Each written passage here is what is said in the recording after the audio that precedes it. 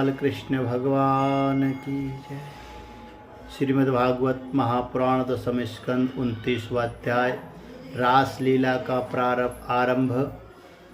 श्री सुखदेव जी कहते हैं, परीक्षित, शरद ऋतु थी, उसके कारण बेला, चमेली आदि सुगंधित पुष्प खिलकर महक रहे थे।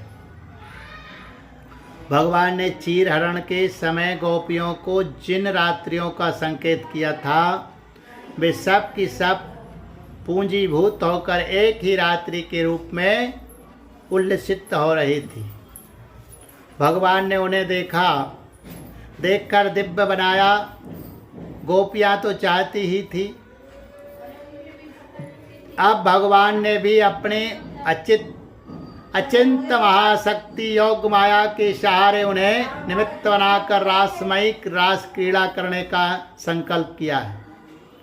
अमना होने पर भी उन्होंने अपने प्रेमियों की इच्छा पूर्ण करने के लिए मन स्वीकार किया। भगवान के संकल्प करते ही चंद्रदेव ने प्राची दिशा के मुखमंडल पर अपने शीतल किरण रूपी कर कमलों से लालिमा की रोली केसर मल दी। जैसे बहुत दिनों के बाद अपनी प्राण प्रिया पत्नी के पास आकर उसके प्रियतम पति ने उसे आनंदित करने के लिए ऐसा किया हो। इस प्रकार चंद्रदेव ने उदय होकर न केवल पूर्व दिशा का प्रत्युत संसार के समस्त चर अचर प्राणियों का संताप जो दिन में शरतकालीन प्रखर सूर्य रश्मियों के कारण बढ़ गया था, दूर कर दिया। उस दिन चंद्रदेव का मंडल अखंड था। पूर्णिमा की रात्रि थी। वे नूतन केसर के समान लाल लाल हो रहे थे। कुछ संकोच मिश्रित अभिलाषा से युक्त जान पड़ते थे। उनका मुखमंडल लक्ष्मी जी के समान मालूम हो रहा था। उनकी कोमल किरणों से सारा वन अनुराग के रंग में रंग गया था। वन के कोने कोने में उन्होंने अपनी चांदनी के द्वारा अमृत का समुद्र उड़ेल दिया था। भगवान श्री कृष्ण ने अपने दिव्योज्वल रस के उद्दीपन की पूरी सामग्री उन्हें और उस वन को देखकर अपनी बांसुरी पर ब्रज सुंदरियों के मन को हरण करने वाली काम बीज कली की अस्पष्ट एवं मधुर तान छेड़ी। भगवान का वह बंसी वादन भगवान के प्रेम को, उनके मिलन की लालसा को अत्यंत उकसाने वाला, बढ़ाने वाला था। यूँ तो श्याम सुंदर ने पहले से ही गोपियों के मन को अपने वश में कर रखा था। अब तो उनके मन की सारी वस्तुएं भय, संकोच, धैर्य, मर्यादा आदि की वृत्तियों भी छीन ली। बंसी ध्वनि सुनते ही उनकी विचित्र गति हो गई। जिन्होंने एक साथ साधना की थी श्री कृष्ण को पति रूप में प्राप्त करने के लिए, वे गोपियां भी एक दूसरे को सूचना न देकर, यहाँ तक कि एक दूसरे से अपनी चेष्टा को छिपाकर जहाँ वे थे वहाँ के लिए चल पड़ी। परीक्षित, वे इतने वेग से चली थी कि उनके कानों के कुंडल झोंके खा रहे थे। बंसी ध्वनि सुनकर जो गोपियां दूध दुह रही थी, वे अत्यंत उत्सुकता अवश्य दूध दोहना छोड़कर चल पड़ी। जो चूल्हे पर दूध औटा रही थी, वे उफनता हुआ दूध छोड़कर, और जो लपसी पका रही थी, वे पकी हुई लपसी बिना उतारे ही ज्यों की त्यों छोड़कर चल दी। जो भोजन परस रही थी, वे परसना छोड़कर जो छोटे छोटे बच्चों को दूध पिला रही थी, वे दूध पिलाना छोड़कर जो पतियों की सेवा शुश्रूषा कर रही थी, वे सेवा शुश्रूषा छोड़कर, और जो स्वयं भोजन कर रही थी, वे भोजन करना छोड़कर अपने श्री कृष्ण प्यारे के पास चल पड़ी। कोई कोई गोपी अपने शरीर में अंगराग, चंदन और उपटन लगा रही थी, और कुछ आंखों में अंजन लगा रही थी। वे उन्हें छोड़कर तथा उल्टे पलटे वस्त्र धारण कर श्री कृष्ण के पास पहुंचने के लिए चल पड़ी।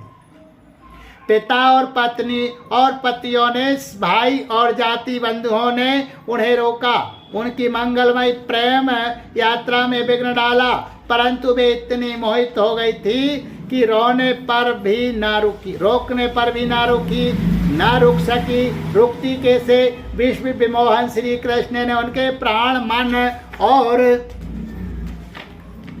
प्राण मन और इंद्रियों आत्मा सब कुछ का अपहरण जो कर लिया था परीक्षित, उस समय कुछ गोपियां घरों के भीतर थी, उन्हें बाहर निकलने का मार्ग ही ना मिला। तब उन्होंने अपने नेत्र मूंद लिए और बड़ी तन्मय से श्री कृष्ण के सौंदर्य माधुर और लीलाओं का ध्यान करने लगी। परीक्षित, अपने परम प्रियतम श्री कृष्ण के असाह विरह की तीव्र वेदना से उनके हृदय में इतनी व्यथा, इतनी जलन हुई कि उनमें जो कुछ अशुभ संस्कारों का लेस मात्र अवशेष था वह भस्म हो गया। इसके बाद तुरंत ही ध्यान लग गया। ध्यान में उनके सामने भगवान श्री कृष्ण प्रकट हुए। उन्होंने मन ही मन बड़े प्रेम से, बड़े आवेग से उनका आलिंगन किया। उस समय उन्हें इतना सुख, इतनी शांति मिली कि उनके सब के सब पुण्य के संस्कार एक साथ ही क्षीण हो गए। परीक्षित, यद्यपि उनका उस समय श्री कृष्ण के प्रति जार भाव भी था, तथापि कहीं सत्य वस्तु भी भाव की अपेक्षा रखती है। उन्होंने जिनका आलिंगन किया, चाहे किसी भी भाव से किया हो, वे स्वयं परमात्मा ही तो थे। इसलिए उन्होंने पाप और पुण्य रूप कर्म के परिणाम से बने हुए गुणमय शरीर का परित्याग कर दिया। भगवान की लीला में सम्मिलित होने के योग्य दिव्य प्राकृत शरीर प्राप्त कर लिया। इस शरीर से भोगे जाने वाले कर्म बंधन तो ध्यान के समय ही छिन्न भिन्न हो चुके थे। राजा परीक्षित ने पूछा, भगवान, गोपियां तो भगवान श्री कृष्ण को केवल अपना परम प्रियतम ही मानती थी, उनका उनमें ब्रह्म भाव नहीं था। इस प्रकार उनकी दृष्टि प्राकृत गुणों में ही आसक्त दिखती है। ऐसी स्थिति में उनके लिए गुणों के प्रवाह रूप इस संसार की निवृत्ति कैसे संभव हुई? श्री सुखदेव जी ने कहा, परीक्षित, मैं तुमसे पहले ही कह चुका हूँ कि चेदीराज शिशुपाल भगवान के प्रति द्वेष भाव रखने पर भी अपने प्राकृत शरीर को छोड़कर अप्राकृत शरीर से उनका पार्षद हो गया। ऐसी स्थिति में जो समस्त प्रकृति और उसके गुणों से अतीत भगवान श्री कृष्ण की प्यारी है और उनसे अनन्य प्रेम करती है, वे गोपियां उन्हें प्राप्त हो जाए, इसमें कौन सा आश्चर्य की बात है? परीक्षित, वास्तव में भगवान प्रकृति संबंधी वृद्धि, विनाश, प्रमाण, प्रमेय और गुण गुणी भाव से रहित है। वे अचिंत्य अनंत अप्राकृत परम कल्याण स्वरूप गुणों के एकमात्र आश्रय है। उन्होंने ये भी अपने को तथा अपनी लीला को प्रकट किया है। उसका प्रयोजन केवल इतना ही है कि जीव उसके सहारे अपना परम कल्याण संपादन करे। इसलिए भगवान से केवल संबंध हो जाना चाहिए। वह संबंध चाहे जैसा हो, कामना का हो, क्रोध का हो या भय का हो, स्नेह नातेदारी या सौहार्द का हो, चाहे जिस भाव से भगवान में नित्य निरंतर अपनी वृत्तियां जोड़ दी जाए, वे भगवान से ही जुड़ते हैं। इसलिए वृत्तियां भगवानमय हो जाती है और उस जीव को भगवान की ही प्राप्ति होती है।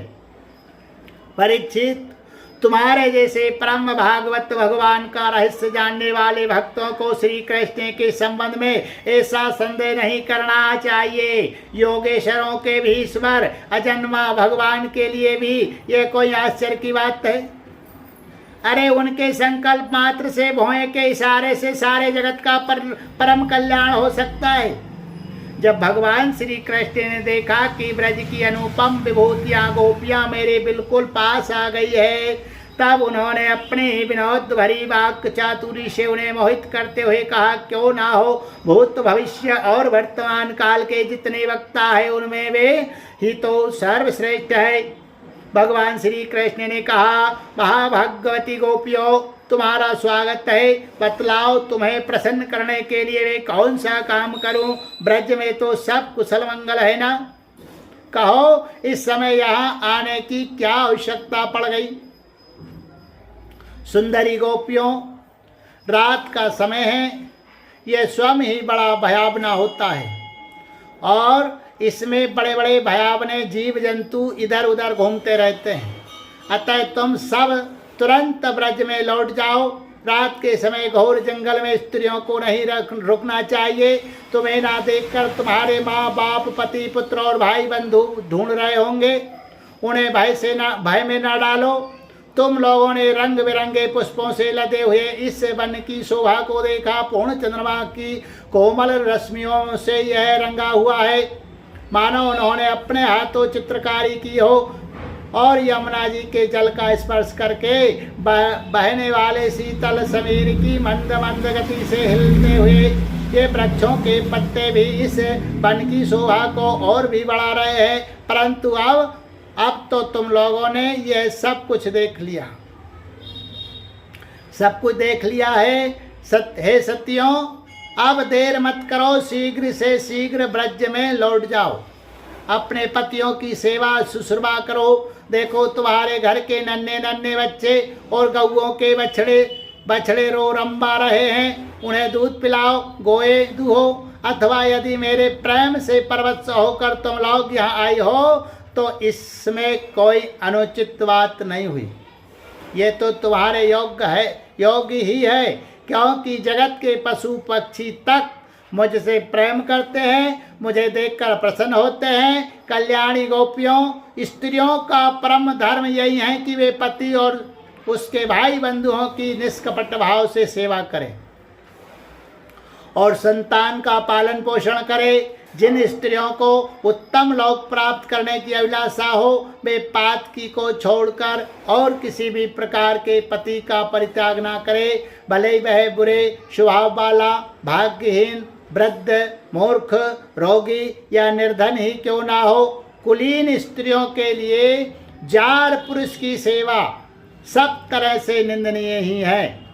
इससे उनका परलोक बिगड़ता है, स्वर्ग नहीं मिलता, इस लोक में अपयश होता है।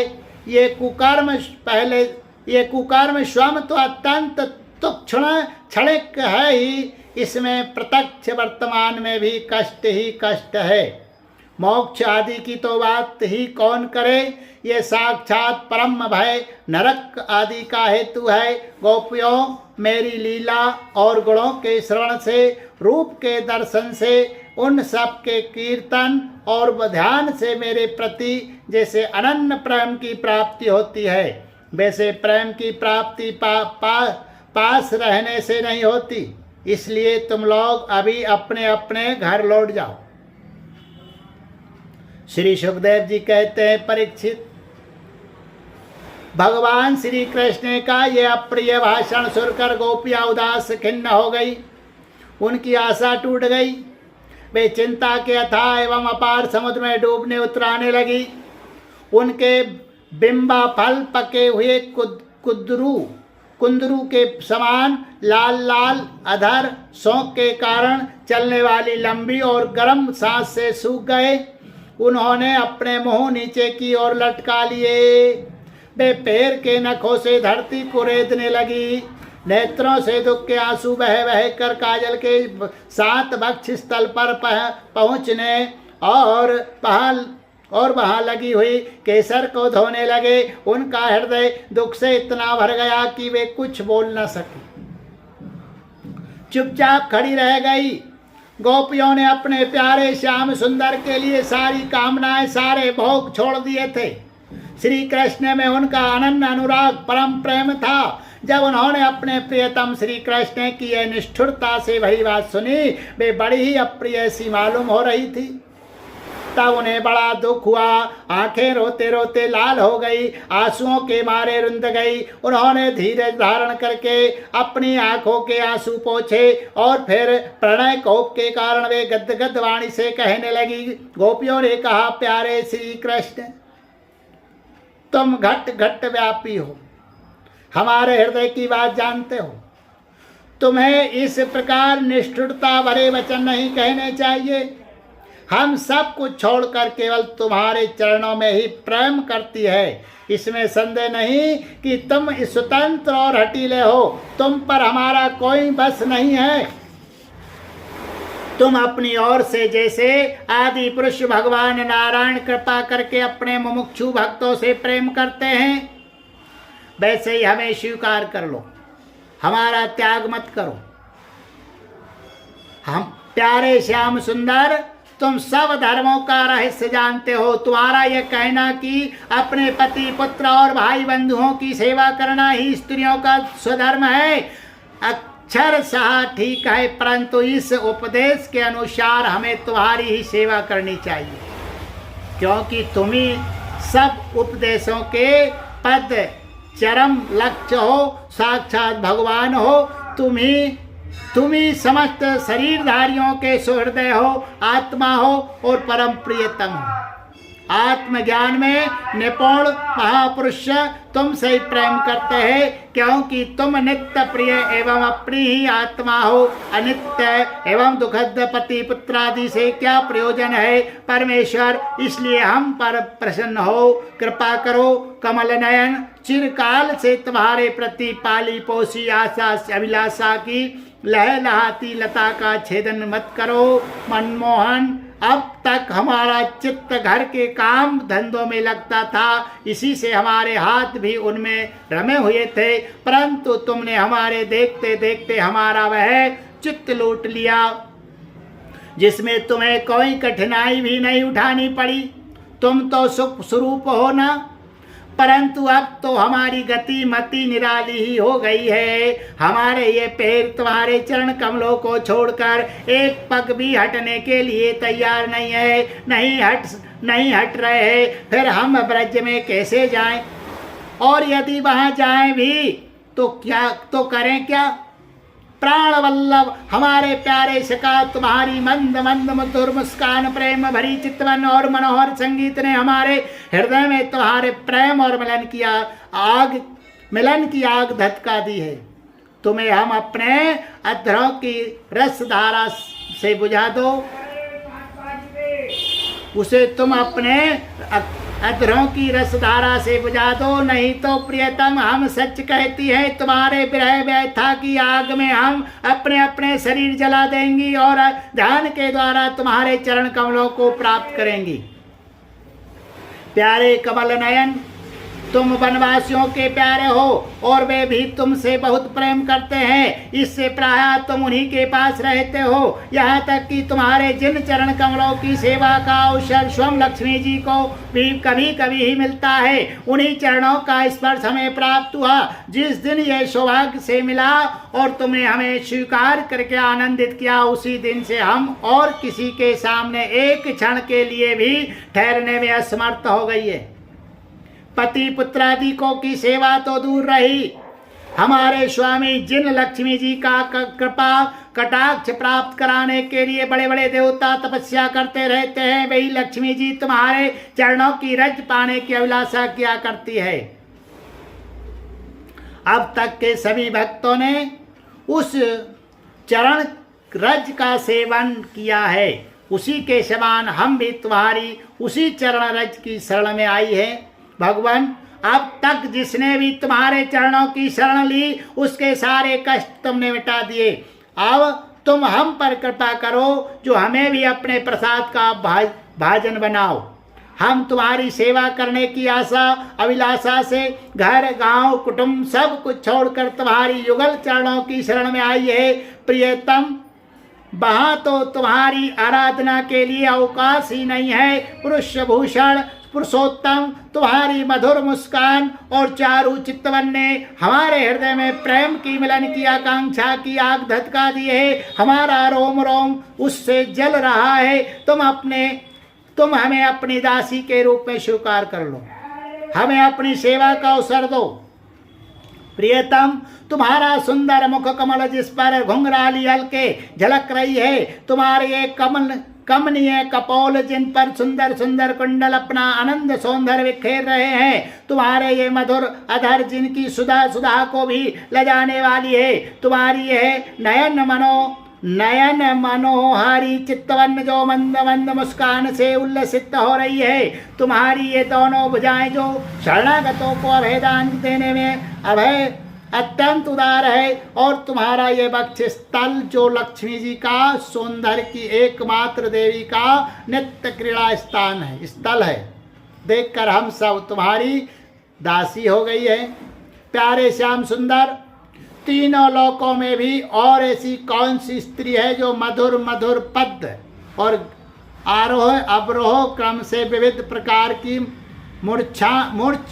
मूर्छनाओं से युक्त तुम्हारी बंसी की तान सुनकर इस त्रिलोक सुंदर मोहिनी मूर्ति को, जो अपने एक बूंद सौंदर्य त्रिलोकी को सौंदर्य का दान करती है, एवं जिसे देखकर गो पक्षी वृक्ष और हरिण भी रोमांचित पुलकित हो जाते हैं, अपने नेत्रों से निहार कर आर मर्यादा से विचलित ना हो जाए, कुल कान और लोक लज्जा को त्याग कर तुम में अनुरक्त ना हो जाए। हमसे यह बात छिपी नहीं है कि जैसे भगवान नारायण देवताओं की रक्षा करते हैं, वैसे तुम ब्रजमंडल का भय और दुख मिटाने के लिए प्रकट हुए हो। और यह भी स्पष्ट ही है कि दीन दुखियों पर तुम्हारा बड़ा प्रेम, बड़ी कृपा है। प्रियतम, हम भी बड़ी दुखिनी हैं। तुम्हारे मिलन की आकांक्षा की आग से हमारा वक्षस्थल जल रहा है। तुम अपने इन दासियों के वक्षस्थल और सिर पर अपने कोमल कर कमल रखकर उन्हें अपना लो, हमें जीवन दान दो। श्री सुखदेव जी कहते हैं, परीक्षित, भगवान श्री कृष्ण सनकादि योगियों और शिवादि योगेश्वरों के भी ईश्वर हैं। जब उन्होंने गोपियों की व्यथा और व्याकुलता से भरी वाणी सुनी, तब उनका हृदय दया से भर गया। और यद्यपि वे आत्माराम है, अपने आप में ही रमण करते रहते हैं, उन्हें अपने अतिरिक्त और किसी भी बाह्य वस्तु की अपेक्षा नहीं है, फिर भी उन्होंने हंसकर उनके साथ क्रीड़ा आरंभ की। भगवान श्री कृष्ण ने अपनी भावभंगी और चेष्टाएं गोपियों के अनुकूल कर दी, फिर भी वे अपने स्वरूप में ज्यों के त्यों एक रस स्थिर थे, अच्युत थे। जब वे खुलकर हंसते हो तब उनके उज्जवल दांत कुंदकली के समान जान पड़ते थे। उनकी प्रेम भरी चितवन से और उनके दर्शन के आनंद से गोपियों का मुख कमल प्रफुल्लित हो गया। वे उन्हें चारों ओर से घेर कर खड़ी हो गई। उस समय श्री कृष्ण की ऐसी शोभा हुई मानो अपनी पत्नी तारिकाओं से घिरे हुए चंद्रमा ही हो। गोपियों के सत्य यूथों के स्वामी भगवान श्री कृष्ण वैजयंती माला पहने वृंदावन को शोभायमान करते हुए विचरण करने लगे। कभी गोपियाँ अपने प्रियतम श्री कृष्ण के गुण और लीलाओं का गान करती, तो कभी श्री कृष्ण गोपियों के प्रेम और सुंदर के गीत गाने लगते। इसके बाद भगवान श्री कृष्ण ने गोपियों के साथ यमुना जी के पावन पुलिन पर, जो कपूर के समान चमकीली बालू से जगमगा रहा था, पदार्पण किया। वे यमुना जी की तरल तरंगों के स्पर्श से शीतल और कुमुदनी की सहज सुगंध से सुवासित वायु के द्वारा सेवित हो रहा था। उस आनंद प्रद पुलिन पर भगवान ने गोपियों के साथ क्रीड़ा की। हाथ फेरना, हाथ फैलाना, आलिंगन करना, गोपियों के हाथ दबाना, गोपियों की चोटी, जांग, नीवी और स्तन आदि का स्पर्श करना, विनोद करना, नक्षत करना, विनोद पूर्ण चित्तवन से देखना और मुस्काना, इन क्रियाओं के द्वारा गोपियों के दिव्य काम रस को, परमोज्वल प्रेम भाव को उत्तेजित करते हुए भगवान श्री कृष्ण उन्हें क्रीड़ा द्वारा आनंदित करने लगे। उदार शिरोमणि सर्वव्यापक भगवान श्री कृष्ण ने जब इस प्रकार गोपियों का सम्मान किया, तब गोपियों के मन में ऐसा भाव आया कि संसार की समस्त स्त्रियों में सभी सर्वश्रेष्ठ है, हमारे समान और कोई नहीं है। वे कुछ मानवती हो गई जब भगवान ने देखा कि उन्हें तो अपने स्वाग पर कुछ गर्व हो आया है और अब मान भी करने लगी है। तब वे उनका गर्व शांत करने के लिए तथा उनका मान दूर कर प्रसन्न करने के लिए वहीं उनके बीच में ही अंतर्धान हो गए। बोलिए गोविंद गोपाल कृष्ण भगवान की जय। पुराण पुरुष पुरुषोत्तम भगवान की जय। सत्य सनातन वैदिक धर्म की जय। जय जय श्री राम।